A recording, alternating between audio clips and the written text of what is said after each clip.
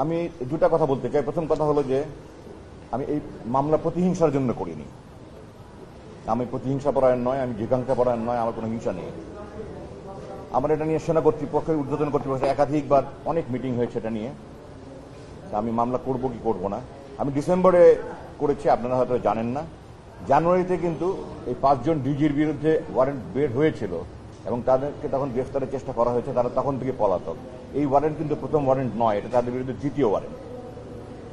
আমি মামলা করেছি শেষ পর্যন্ত এই কথা চিন্তা করে যে আমি দেশবাসীকে একটা মেসেজ দিতে চাই, যারা ভবিষ্যতে রাষ্ট্রপ্রধান, সরকার প্রধান হবে এবং বিভিন্ন বাহিনীর প্রধান হবে, তাদের কাছে মেসেজ দিতে চাই যে অন্যায় করে, জুলুম করে, মানুষের অধিকার লঙ্ঘন করে কেউ পার পেতে পারে না। সকল অপরাধীকে বিচার পেতে হবে। বাট আমি এই জিনিসটা দৃঢ়ভাবে বলতে চাই, তাদের উপর কোনো জুলুম হোক, অবিচার হোক, এটা আমি চাই না। আমি চাই তারা সুবিচার পাক, তারা যা বক্তব্য বলার সেটা বলার সুযোগ পাক এবং মাননীয় আদালত তাদের সমস্ত বক্তব্য শুনে যেন তাদের সুবিচার করেন, সেটাই আমি চাইবো। আমি চাই না তাদের প্রতি কোনো অবিচার হোক। যে যতটুকু করেছে তার ততটুকু পাওনা সে যেন পেয়ে যায়, বাকি আখিরাতের কথা পরে থাকবে। আমার দ্বিতীয় মেসেজ হলো, যেটা আমার আগে বলে গেছেন, আমি আজকে সকালে স্ট্যাটাস দিয়েছি, এই জন্য আমি হাজার হাজার মানুষের কাছে গালি খাচ্ছি ফেসবুকে। আমি সেনাবাহিনীকে কেন ডিফেন্ড করতে চাই।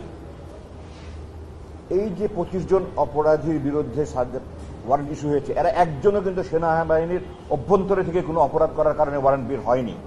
তারা সেনাবাহিনীর বাইরে এসে, সেনাপ্রধানের নিয়ন্ত্রণের বাইরে এসে তারা এগুলি করেছে। এবং এই সংখ্যাটা কিন্তু সেনাবাহিনীর 1000 ভাগের 1 ভাগও নয়। একটা প্রতিষ্ঠানের 999 জন ভালো আর একজন খারাপ, তার জন্য পুরো বাহিনীকে বদনাম রটানো, কুৎসাটানো কিন্তু কোনো দেশপ্রেমিকের কাজ নয়। আপনাদের মনে রাখতে হবে যে, আপনাদের মাধ্যমে দেশবাসীকে জানাতে চাই, এই সেনাবাহিনী জাতির সাথে সবসময় ছিল, জাতির পাশে ছিল। 5ই আগস্ট বিপ্লব কতটা কি হতো যদি সেনাবাহিনী পাশে না থাকতো, ভয়াবহ চিন্তা করা যায় না। সেনাবাহিনী যে দেশের স্বাধীনতা, সার্বভৌমত্ব, অখণ্ডতা, সংহতি, ঐক্যের প্রতীক, এটাকে বিতর্কিত করা মানে আমরা আমাদের নিজেকে ক্ষতি করছি। ভারতের এজেন্ডা তারা আমাদের সেনাবাহিনীর জনগণ মুখোমুখি করতে চায়। আমরা যদি নিজেরা, এই দেশের জনগণ যদি সেনাবাহিনীর মুখোমুখি হয়, এই অসাধু, এই দুর্নীতিপরায়ণ কিছু অফিসারের জন্য দেশের ক্ষতি হবে, আমার আপনার ক্ষতি হবে। আপনারা দয়া করে সেনাবাহিনীকে গালি দিবেন না, সমস্ত অপরাধীকে গালি দেন। আমি দিচ্ছি, আমি মামলা করেছি। আমি সেনা কর্তৃপক্ষকে ধন্যবাদ জানাতে চাই যে তারা এই আইনি প্রক্রিয়া যেন সহজভাবে, সুন্দরভাবে চলতে পারে, এই জন্য সহায়তা করছে। জেনারেল ওয়াকা সহ সেনা কর্তৃপক্ষ যারা সংশ্লিষ্ট আছে সবাইকে ধন্যবাদ জানাতে। যারা এখনো ধৃত হয়নি, ধরা যায়নি, তাদের আনার ব্যাপারে পূর্বে বলা হয়েছে। আমি আবার বলছি, সবাইকে আইনের মুখোমুখি করা উচিত। যারা পলাতক আছে তাদের বিরুদ্ধে ইন্টারপোলের মাধ্যমে তাদেরকে এনে বিচারের মুখোমুখি করা হোক।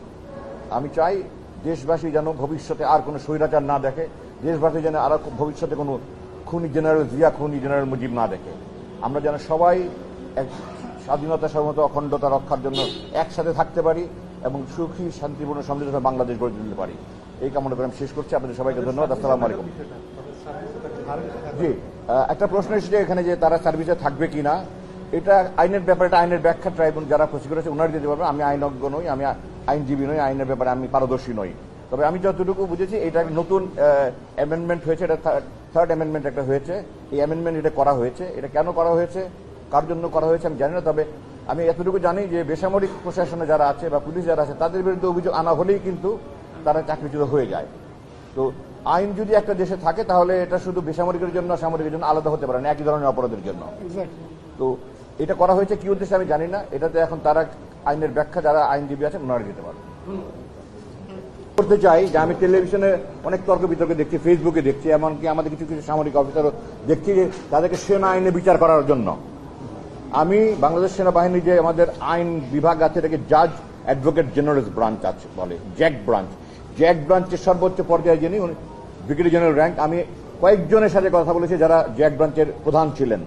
4টা আইন তারা করে অপরাধ করেছে যেটা সেনাবাহিনীতে কোনো বিচার করার আইনই নাই।